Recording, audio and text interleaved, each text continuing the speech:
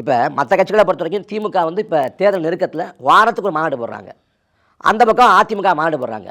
அதிமுக மாநாடுகளில் பார்க்குறோம், அங்கே இருக்கக்கூடிய தொண்டர்கள் வந்து சாப்பாடு சரியில்லைன்னா கொட்டுறாங்க, இல்லை உணவுப் பொருட்களை அள்ளிட்டு போகிறாங்க.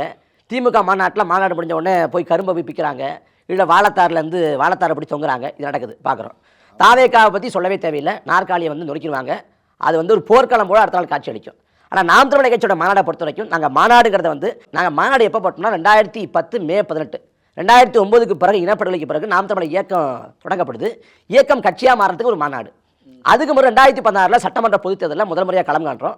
அதுக்கு ஓராண்டுக்கு முடியும் 2015 இதே திருச்சி இடமலைப்பட்டி புதூரில் அங்கே ஒரு மாநாடு போட்டோம்.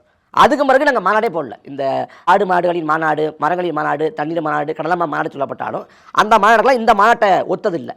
அப்போ ஒட்டுமொத்தமாக தமிழ்நாடு முழுக்க ஆட்களை திரட்டி ஒரு மாபெரும் மக்கள் திரளை காமிக்கணும் அப்படின்னு நினச்ச மாநாடு இந்த மாநாடு தான். இது விஜய்க்கா செஞ்சதில்லை. அப்படி செஞ்சோம்னா 2016 சட்டமன்ற பொதுத் தேர்தலுக்கு முன்னாடி 2015 மாநாடு போட்டோம் இதே திருச்சியில். அப்போ விஜய் வந்து கட்சியை